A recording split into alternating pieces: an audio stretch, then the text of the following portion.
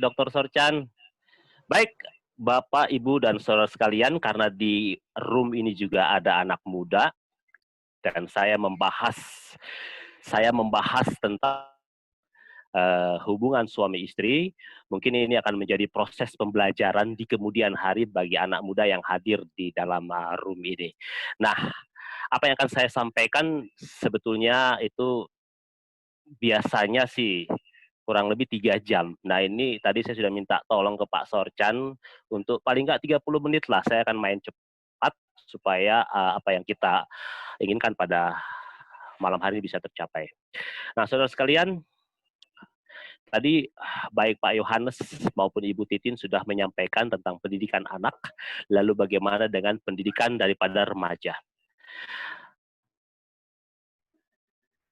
Itu dijalankan menjadi hal yang utama dalam keluarga kita, menjadi sesuatu yang sangat penting dalam keluarga kita, tetapi ketika tidak kompak antara suami dengan istri, terjadi perbedaan pandangan, maka pasti tidak akan bisa jalan. Sehebat apapun pendidikan yang kita punya, sehebat apapun pembelajaran yang kita lakukan, ataupun kita sudah belajar dari masa lalu, tapi ketika dua pribadi ini tidak kompak, maka tidak akan jalan. Pak Sorchan, apakah bisa didengar suara saya? Bisa, Pak, Halo? jelas. Bisa ya? Suaranya Oke. jelas, Pak. Jelas. Baik. Jelas sekali. Ya. Ya. Saya kasih Lanjut, tema lanjut. honey. Honey, it's me. Ya, honey, it's me. Next. Nah, what's the problem? Apa masalahnya? Nah, ketika kita menikah dengan seorang wanita atau seorang laki-laki, tentunya kita menikah dengan lawan jenis. Kalau sudah katakan lawan jenis, pasti berbeda dengan kita. Nah, lawan jenis yang dipersatukan itu diberdayakan sesuai dengan kelebihan dan kekurangannya. Kita harus pahami bahwa perkawinan ada karena saling percaya, dan percaya tersebut berpondasikan cinta. Ya tentunya kita mengawini seseorang karena kita mencintai dia, kan kalau nggak cinta ngapain dinikahi, ya kan bisa saja karena dijodohkan oleh orang tua dan lainnya, ya udah nggak zamannya lagi seperti itu ya. Nah kalau cinta tak melahirkan kepercayaan, untuk apa menikah? Ya, untuk apa menikah? Nah yang kedua adalah interperspektif. Ketika sebelum menikah, seorang wanita, seorang pria mempunyai ego yang eksklusif. Interperspektif itu harus disadari oleh pasangan masing-masing, dihargai sebagai bentukan dari historis, pendidikan pola asuh masa lalu, dan referensi panutan atau role model, sehingga egois itu betul eksklusif yang khas yang dia miliki. Contohnya begini, istri saya orang Medan. Orang Medan itu to the point. Ketika saya ngomong A, saya menjelaskan A, dia akan jawab tidak, iya, terserah. Sementara saya dilahirkan di Bogor, di lingkungan yang lebih banyak orang Sunda dan orang Jawa. Ketika tidak setuju dengan sesuatu, itu tidak langsung to the point. Tapi sudah begitu yang ada, kan mau bilang apa? Nah, interperspektif dua pribadi ini ketika sudah dipersatukan, maka baiklah menjadi intraperspektif. Sudah menyadari bahwa dalam satu keluarga, terbuka dan kolaborasi melahirkan empati dari masing-masing. Ini dilakukan untuk kepentingan keluarga inti. Cinta memoles, membentuk, mengarahkan, mengharmoniskan, dan menyelesaikan perbedaan atau bahkan pertikaian.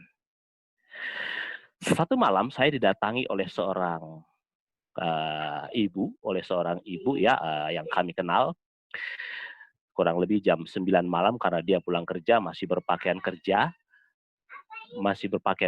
dan kemudian ketika datang karena wanita, lalu saya serahkan ke istri saya. Belum ada 5 menit sudah menangis. Apa yang terjadi?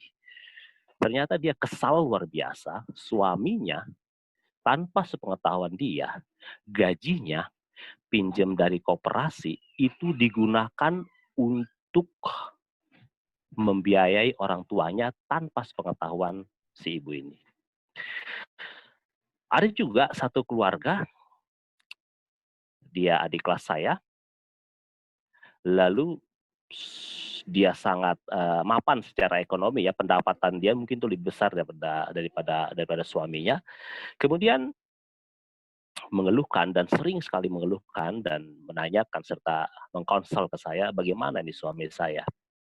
Karena dia sangat perhatian sekali dengan keluarganya. Banyak uang diberikan tanpa sepengetahuan saya. Juga di tempat yang lain, saya menemukan satu pasangan suami istri. Suaminya bekerja di, maaf saya harus sebutkan, Departemen Keuangan, mempunyai banyak penghasilan. Tanpa sepengetahuan istrinya, suaminya sering mengirimkan uang kepada ibunya, dan itu besarnya sampai ratusan juta. Terpukul sekali pasangan. Kenapa terpukul? Karena komitmen dilanggar. Karena tidak ada pemberitahuan. Karena tidak ada pemberitahuan dari pasangan untuk apa yang dia lakukan. Hal-hal seperti ini sering sekali terjadi mungkin di antara kita. Nah, Bapak Saudara sekalian, ini bisa terjadi kenapa? Karena saya, Anda, pasangan kita itu nggak mau ngomong. Nggak mau ngomong. Kelewatan ya. Kelewatan, tolong. Kelewatan. Tolong kembali lagi ke komunikasi. Ya. Karena nggak mau ngomong kepada pasangan. Nggak mau ngasih tahu. Nggak mau menceritakan apa adanya. Takut atau khawatir akan ditolak. Takut atau khawatir bahwa apa yang dia akan lakukan itu akan ditolak oleh pasangan. Nah, persoalannya adalah kita nggak mau ngomong tadi. Persoalannya adalah komunikasi. Nah, yang harus kita pahami adalah bahwa kita sebagai laki-laki itu selalu menuntut ketundukan istri. Apalagi ini berlaku loh di keluarga-keluarga hamba Tuhan juga. Karena udah jago sekali, sudah fasih sekali dengan Efesus 5 ayat 22, dengan Efesus 6, dengan Kolose 3, dengan 1 Petrus 3 ayat 1 sampai 7, di mana seorang istri harus tunduk kepada suami. Nah, pria menuntut ketundukan istri. Sementara istrinya kan belum tentu. Apalagi kalau tadi saya katakan historisnya, latar belakangnya, yang membuat dia tidak serta-merta bisa mengikuti apa yang disampaikan oleh firman Tuhan. Sementara laki-laki mengartikan ketertundukan itu sebagai sesuatu yang memang totalitas tanpa melihat kepada ayat-ayat di bawahnya.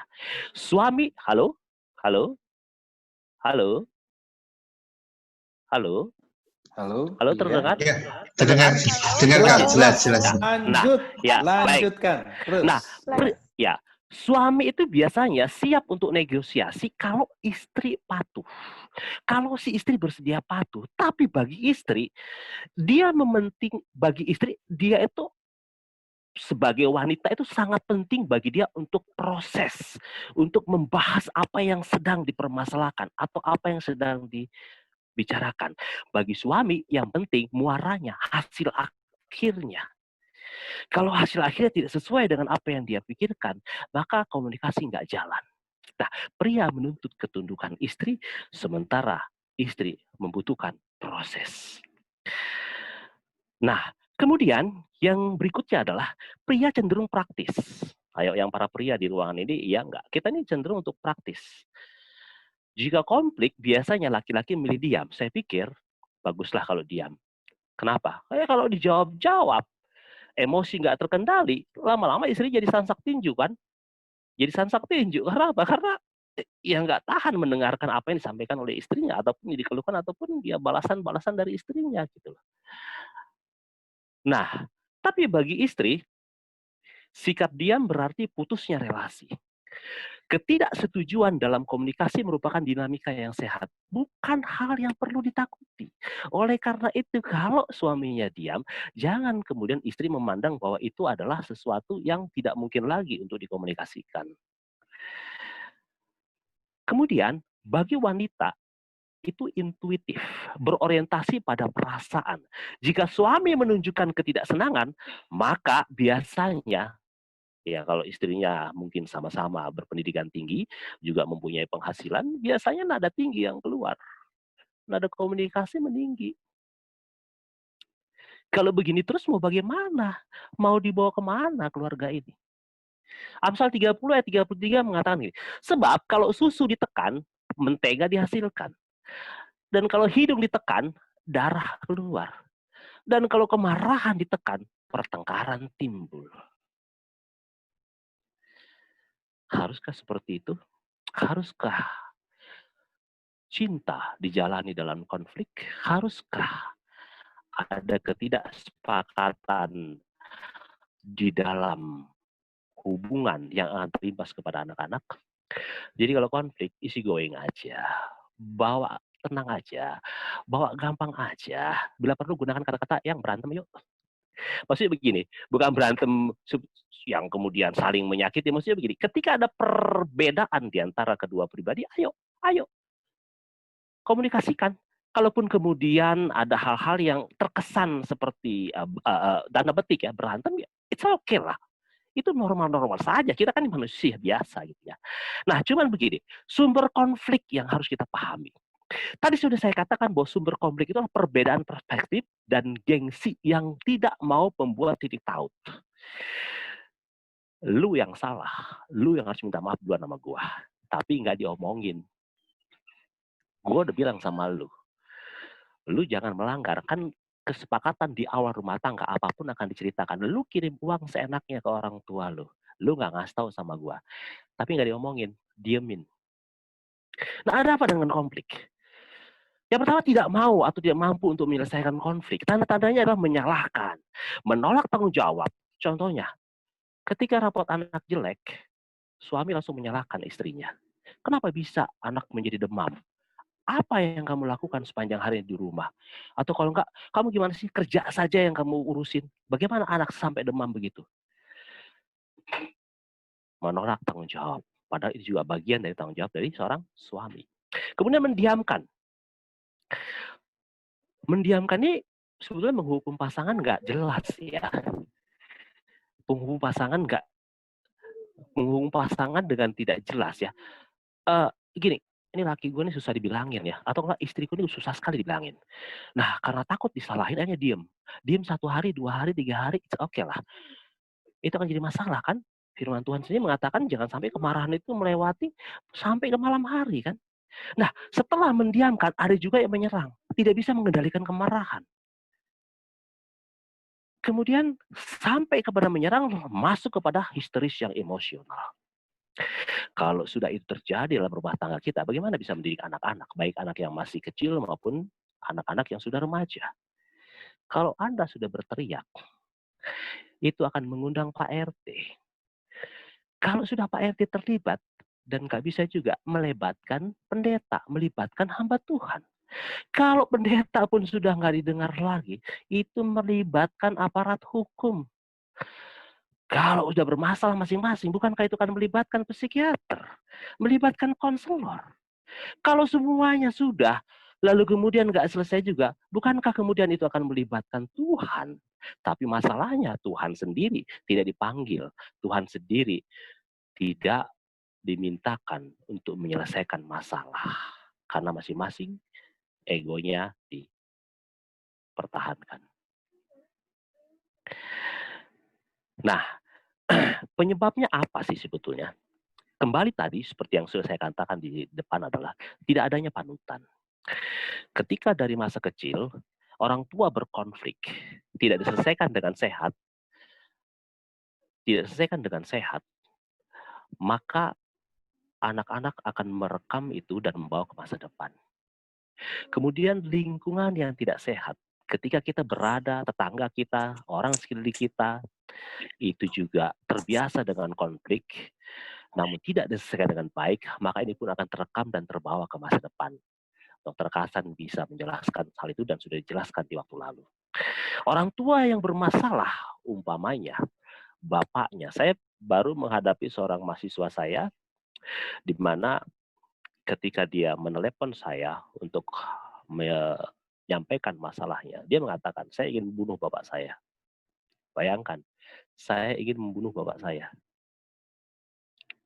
Apa masalahnya? Bapaknya kawin lagi, karena bapaknya kepala gudang, uang yang dia dapatkan, gaji dapatkan dibagi untuk 2 rumah tangga. Lalu ibu dari si anak ini, si mahasiswa ini, kemudian disakiti oleh bapaknya sampai kepada fisik. Begitu bencinya dia melihat bapaknya karena ibunya disakiti dan dia sendiri pun juga dikatakan sebagai anak yang bermasalah. sehingga kebencian itu meluap-luap. Nah, ketika figur bapak atau figur ibu bermasalah, ini akan melahirkan kebencian dan itu akan juga dibawa ke masa depan. Lalu berikutnya adalah keterbatasan pribadi, ya, diri kita berdasarkan bentukan di waktu lalu, mudah marah dan stres. Saya menyadari kondisi ini. Saya dibesarkan di keluarga militer. Sebagai anak pertama, orang Batak pula dengan karakter yang kata satu Indonesia katakan keras. Tentunya saya terbentuk sedemikian rupa. Ketika berhubungan dengan istri saya, maka sebagai anak pertama, sebagai juga mempunyai pendidikan sampai kepada level tertentu. Tentunya ketika ada perbantahan, ada pernyataan istri yang tidak bisa saya terima, itu akan mudah apa? Marah. Ketika marah tidak selesai, akhirnya apa? Larinya kepada stres. Nah, yang kedua adalah kebutuhan dan pengharapan tidak terpenuhi. Kebutuhan dan pengharapan tidak terpenuhi. Kenapa? Pertama karena terlalu menuntut. Pasangan harus selalu mengerti dan memenuhi permintaannya. Kalau memang suami itu penghasilan cuman upah minimum kabupaten, maka janganlah minta yang lebih daripada penghasilannya. Terlalu berlebihan. Itu yang pertama, terlalu menuntut. Kemudian rapuh. Sudah pribadi rapuh dari bentukan masa lalu sedemikian rupa. Seperti tadi yang saya katakan, seperti contoh diri saya.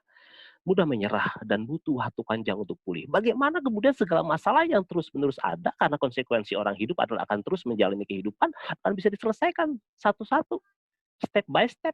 Karena memang pribadi yang dihadapi itu rapuh. Kemudian pendendam, tidak atau lama memaafkan.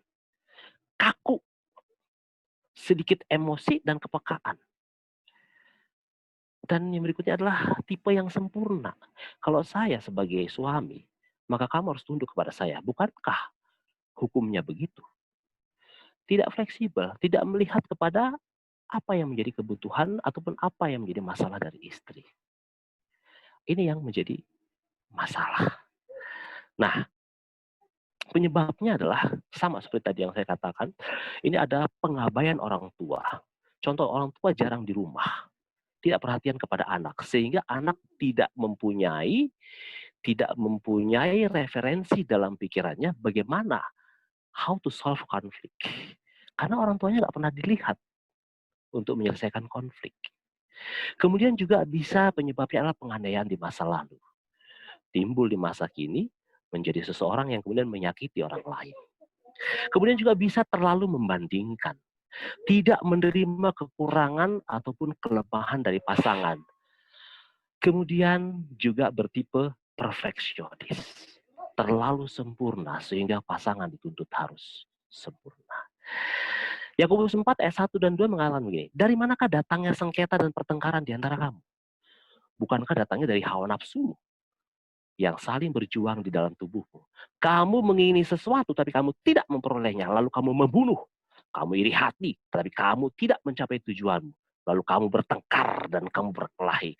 Kamu tidak memperoleh apa-apa karena kamu tidak berdoa. Kamu tidak berdoa. Seberat itu masalah dan tidak menyerahkan atau meminta pertolongan kepada pencipta masing-masing pribadi, maka tidak akan selesai masalahnya. Oleh karena itu penting sekali kehidupan doa dalam pasangan suami istri dan di dalam keluarga inti. So what? Terus gimana jadinya? Saudaraku, nobody perfect. Kita tahu bahwa semua orang telah berbuat dosa dan telah kehilangan kemuliaan Allah. Ketika kita tahu bahwa nobody is perfect, maka katakanlah dalam hati, betapa kita atau Anda, saya mencintai pasangan Anda.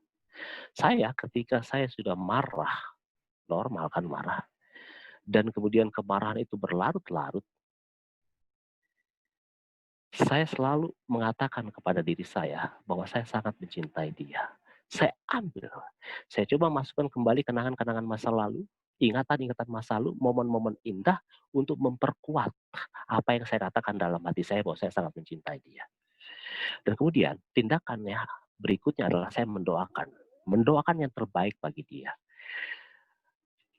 Bagaimana mendoakannya? Yang saya lakukan adalah, Tuhan tolong dia, rubahkan dia. Ubah sifat-sifatnya. Ubah dia supaya dia menjadi seseorang yang sesuai dengan kehendak-Mu. Jangan seperti itu. Tapi berdoalah. Saya melakukan ini. Pada waktu malam ataupun pagi, subuh-subuh, mau bangun, saya tumbang tangan ke istri saya.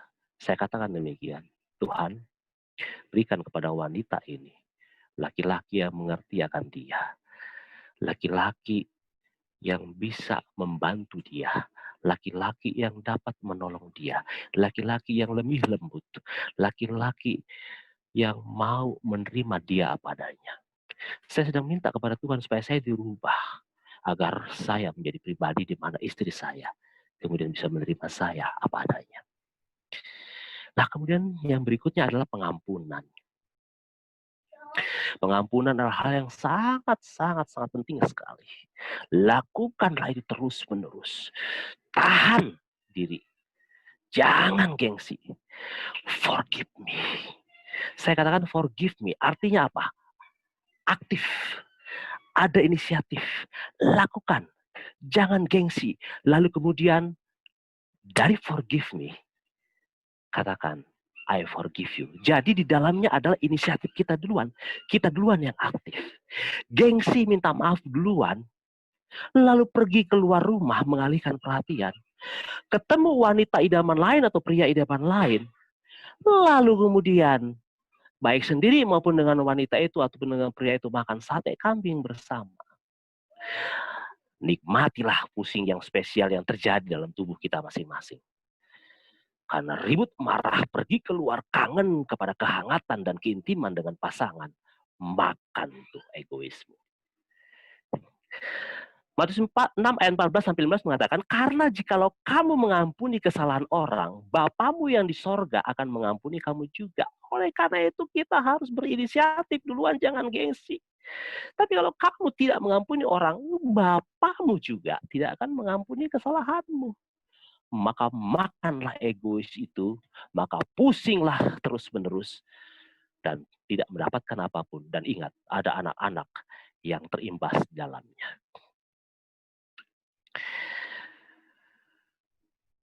Kita tahu bahwa banyak laki-laki kadang-kadang seperti ini nih. Perempuan idaman pria. Ya, saya juga maunya begini. Cantik, pandai berdandan, pinter masak, jago ngurus anak, jago mijet, ya kan? Anggun tampilannya, nggak cerewet, sabar menghadapi kita, nggak doyan belanja, dan ada yang penting sekali, sayang sama mertua. Halo, yang kayak begituan, perempuan idaman pria seperti itu, cuman ada di sinetron Indosiar dan drama Korea. Yang sempurna seperti itu ya cuma ada di drama Korea atau di sinetron Indosiar. Betul nggak? Nah, kalau bagi laki-laki idaman wanita itu seperti apa? Ya ganteng, ya kan? Putih, tinggi. Nah, ini ada nih mungkin yang di dalam ruangan ini yang sesuai dengan apa yang saya sampaikan. Pintar. Waduh, perempuan itu biasanya laki-laki pintar. Karena begini, kalau laki-laki pintar biasanya kan pintar juga cari duit gitu ya. Tajir. Nggak ngerokok, nggak pemabuk, nggak penjudi, nggak suka selingkuh, nggak megang uang. Ya kan, semua uang adalah uang istri katanya gitu ya. Banyak sekali meme seperti itu di luaran sana. Uangmu adalah uangku, uangku adalah uangku. Nggak pernah bohong. Oh, laki-laki kan egonya tinggi banget loh. Ya kan? Maka laki-laki idaman wanita itu ya diharapkan bahwa dia nggak pernah membohongi si wanita gitu. Nggak pernah marah. Aduh. Kawin sama tiang listrik kali ya. Kawin sama robot kali ya. Nggak bisa marah gitu ya. Nah, laki-laki idaman wanita seperti itu menurut Anda? Dalam ruang ini ada yang sudah pernah mengikuti sesi ini dan sudah tahu mungkin jawabannya ya. Ada 1 atau 2 orang yang saya sampaikan tentang hal ini gitu ya. Tentunya lelaki idaman wanita seperti ini, ya, ya nggak ada, ya nggak ada, ya kan? Nggak ada, tidak akan pernah ada. Ada cari dimanapun, nggak akan ada.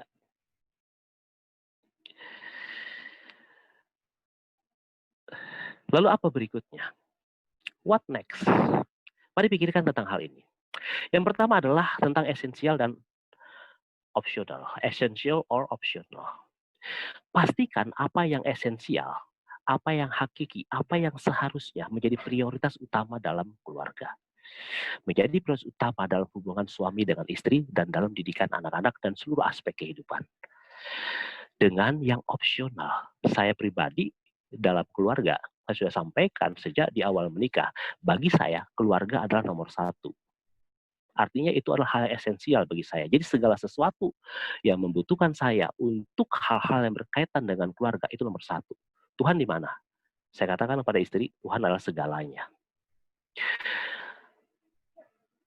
Jadi hal yang memang sudah seharusnya, hal yang hakiki, harus dipahami oleh masing-masing pasangan. Nah persoalannya adalah komunikasikan apa yang menjadi hal yang esensial dalam keluarga kita, apa yang menjadi opsional, apa yang bisa ada pilihan-pilihan, apa yang kemudian menjadi alternatif-alternatif yang bisa kemudian untuk ditunda, bisa kemudian untuk dipilih yang lain atau bahkan diabaikan demi kelanggengan kebaikan hubungan suami istri. Nah, saya ingin bertanya kepada kita semua ya, kepada semua kita yang ada di sini. Mungkin saya coba lihat dulu video dari masing-masing peserta. Kalau saya katakan nanti ini esensial, maka kasih jempol ya, kasih jempol. Tapi kalau ini adalah hal yang opsional atau alternatif, kasih kelingking. Saya mau lihat kepada semua peserta ya. Saya mau tanya kepada kita semua. Kalau pekerjaan diperhadapkan dengan keluarga,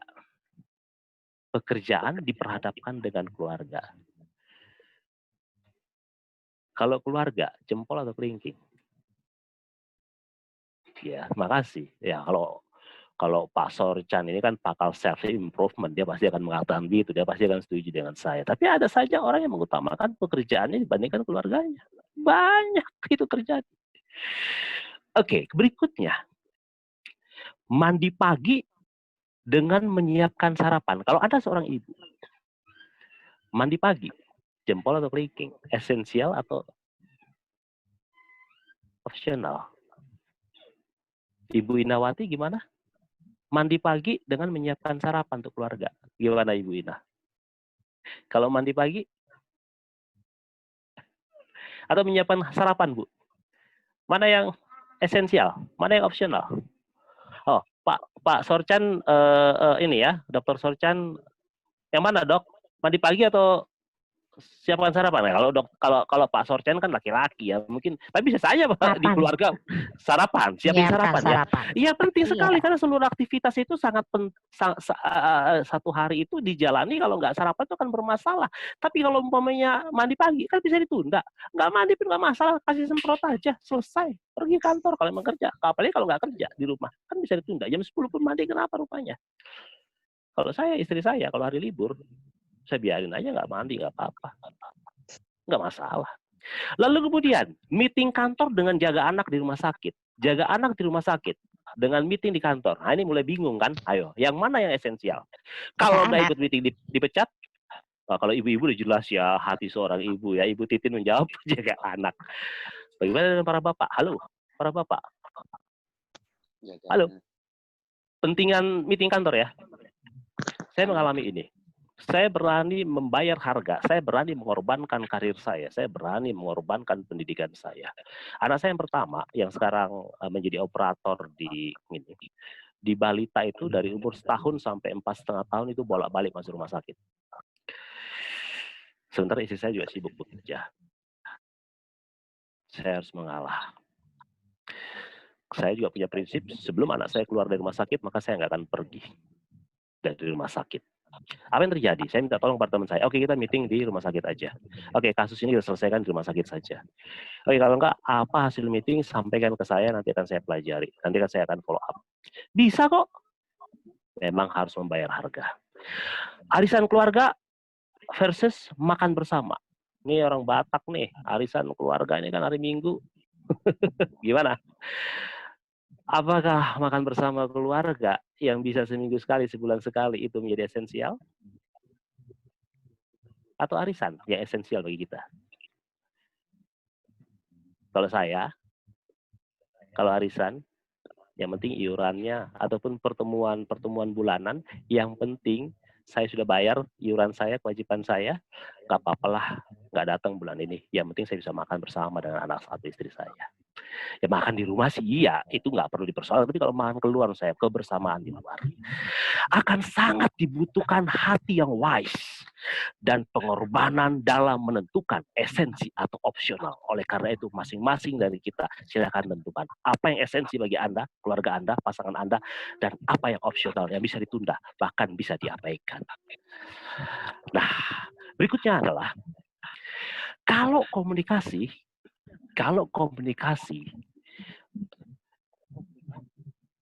dilakukan dalam rangka menyelesaikan problem dalam rumah tangga, itu tidak lagi jalan. Proses verbal tidak lagi jalan. Maka saya sarankan lakukan nonverbal. Lakukan nonverbal. Karena nonverbal tidak banyak bicara. Biasanya orang ataupun biasanya pasangan kita udah kesal, sudah sebel. Lu ngomong doang lu, banyak ngomong lu. Oleh karena itu jangan lagi lakukan verbal, tapi lakukan nonverbal. Ketika sudah tersentuh hatinya dengan nonverbal, maka verbal dan nonverbal bisa dilakukan. Berkaitan dengan 5 bahasa kasih versi pasangan. Yang pertama, jaga rahasia pasangan dan rumah tangga. Jangan pernah buka kepada siapapun. Ya, jangan pernah. Saya kemanapun, saya selalu memuji istri saya. Walaupun barusan ribut di rumah. Demikian pula istri saya, tidak mau menjelekkan saya kemanapun. Dia selalu memuji. Karena bukankah itu juga doanya kan? Walaupun sebelumnya sudah ribut dulu di rumah. Kemudian, berikan pujian. Tadi pujian yang sudah disampaikan oleh Ibu Titin. Halo, para laki-laki tahu ya, yang namanya wanita itu senang sekali dipuji loh. Bahkan ada ungkapan yang mengatakan perempuan tuh lemahnya di kuping katanya. Dipuji sedikit terus wah, ya itu manusiawi lah ya. Jadi jangan pelit memberikan pujian. Sekali waktu saya pulang kerja jam 10 malam, belum makan, lalu kemudian sudah makan di jalan, saya sudah makan. Lalu setelah pulang ternyata istri saya belum makan. Lalu saya tanya belum makan, lalu saya ajak dia untuk makan keluar, dan biasanya dia kalau malam nggak mau makan nasi. Kesukaannya adalah makan mie. Ya, lalu saya ajak dia makan mie ayam berdua. Saya belikan dia susu juga. Lalu dia makan, saya perhatikan. Saya melihat guratan-guratan di bawah matanya yang sudah mulai menua. Tapi demikian pun saya melihat kecantikan luar biasa dari dalam. Inner beauty-nya terlihat jelas karena pikiran saya pada saat itu menapaki perjalanan pernikahan kami sedemikian rupa, dan saya melihat bahwa pengorbanannya, kecintaannya, kesetiaannya yang begitu luar biasa itu memberikan kecantikan lebih daripada sekedar kecantikan fisik. Saya katakan, saya puji dia. Cinta saya bahkan lebih daripada cinta ketika bertemu pertama kali dengan kamu, saya bilang. Pujian sangat penting sekali. Lalu berikan penghargaan, kasih hadiah, kasih tindakan. Kalau nggak ada duit, di saat ulang tahunnya, bangun duluan. Bangunkan dia, katakan, honey, happy birthday, I love you. Peluk dia, itu udah cukup. Ya tambah lagi lah, cium kening. Ya kalau suami istri cium bibirnya. Itu hadiah loh. Hadiah dalam bentuk tindakan. Dan di dalamnya juga ada pemberian sentuhan, memegang tangan, ciuman, belayan, pelukan. Jadi nggak susah, nggak mesti harga yang mahal, barangnya mahal, nggak mesti berlian. Kalau saya bersyukur punya istri yang dia nggak butuh yang namanya berlian atau emas. Punya dia semua nggak pernah dipakainya. Jadi nggak perlu dikasih emas atau berlian. Sudah cukup bagi dia ada tindakan-tindakan nyata dalam bentuk sentuhan, dalam bentuk pujian. Kemudian berikan waktu khusus untuk berdua saja. Berikan waktu khusus untuk berdua saja. Nonton, jalan-jalan, makan, ngobrol. Hanya berdua. Saya sering sekali melakukan ini. Ada sedikit video singkat di mana kami memang sering jalan berdua. Di dalam jalan itu ada komunikasi. Kenapa? Dia kerja, saya kerja, pulang sudah capek, belum lagi ngurus anak-anak, apalagi istri saya juga kadang masak malam. Lalu kemudian waktu untuk komunikasi berdua sangat berkurang. Oleh karena itu ketika libur, ketika momennya ada kesempatan di mana anak-anak bisa ditinggalkan, kami kabur berdua. Sebelum anak yang kedua ada, bahkan kami sering kabur di Sabtu malam, di Jumat dan Sabtu malam, setelah sermon di gereja, kemudian kami berdua jalan, naik motor, bahkan kadang-kadang nggak pakai jaket yang tebal-tebal untuk menikmati sensasi dinginnya alam, kelayapan kemana-mana, didahului dengan makan mie Aceh kesukaan istri saya, lalu jalan berdua. Nikmat sekali. Sampai jam 2 pagi, sampai jam 3 pagi. Bagaimana anak-anak di rumah? Sudah aman, kami tahu kebiasaan anak-anak kami. Mungkin hal seperti ini perlu. Jangan hanya pacaran saja jalan berdua, tapi setelah menikah pun juga upayakan jalan berdua. Upayakan mendengarkan apa yang menjadi keluhannya. Berikan kepada dia kesukaannya. Dulu saya nggak suka mie Aceh, tapi sekarang justru saya yang lebih suka mie Aceh. Dulu istri saya sangat tidak suka dengan durian. Penciumannya lebih tajam dari canine, ya, dari anjing-anjing pelacak. Penciumannya lebih tajam. 100 meter dia bisa cium bau durian dan itu bisa mual. Tapi sekarang dia lebih suka durian dibandingkan saya. Bayangan bisa kebalik-balik. Ya walaupun sampai sekarang sih kesukaan saya nggak terakomodir. Saya suka nonton di bioskop. Saya ajak dia nonton, tapi masa pacaran 2 kali saya ajak dia nonton dan apa yang terjadi pada waktu itu? Dia tidur di samping saya. Nah ini videonya mungkin bisa jalan videonya? Contoh video kecil saja ya buat kita semua. Ada suaranya? Ya, nampaknya ada masalah dengan apa? Dengan jaringan. Oke, ada hal-hal kecil saja. Tadi pagi dokter Kasan itu berikan tulisan ya, tulisan mengenai seorang tua yang anak-anaknya semua berhasil, anak-anaknya kemudian berpendidikan tinggi dan berkarya di luar negeri sehingga orang tuanya, bapaknya yang sudah meninggal oleh istrinya dalam keadaan sakit, setiap hari kerjanya hanya sedih dan menangis karena anak-anaknya tidak memperhatikan. Lalu dia melihat foto dengan background Menara Eiffel, background dengan tempat-tempat yang luar biasa mahal mungkin kalau ukuran kita pada saat ini. Apakah itu kemudian bisa untuk membawakan kebahagiaan dan kemudian anak-anak itu kan care, peduli dengan kita di masa tua kita? Apakah videonya sudah jalan? Tampaknya videonya susah untuk jalan. Oke, nanti kalau bisa saya akan lanjutkan dulu, siapkan videonya. Nah, yang ketiga adalah belajar dari tubuh. Belajar dari tubuh. Kembali lagi ke tadi. Bapak sekalian, tubuh punya 2 mata. Kenapa saya ambil tubuh? Karena ada dalam diri kita, mudah dilihat, mudah dirasakan, gampang untuk mengingat ketika saya atau Anda konflik dengan pasangan Anda. Belajar dari tubuh. Ada 2 mata. Kita disuruh untuk melihat lebih banyak. Sehingga bisa menjadi wise. Ada 2 telinga. Kita diminta untuk lebih banyak mendengarkan. Tapi ada cuma 1 mulut. Ada 2 tangan. Pak Saur, Yes. waktu ya Pak. Ya, Biar kita sedikit ada lagi. sesi tanya jawab. Ya. Oke, sedikit lagi ya Pak. Dan ada 2 kaki. Ada 2 kaki. Jika sulit untuk menyelesaikan konflik, lihatlah tangan kita.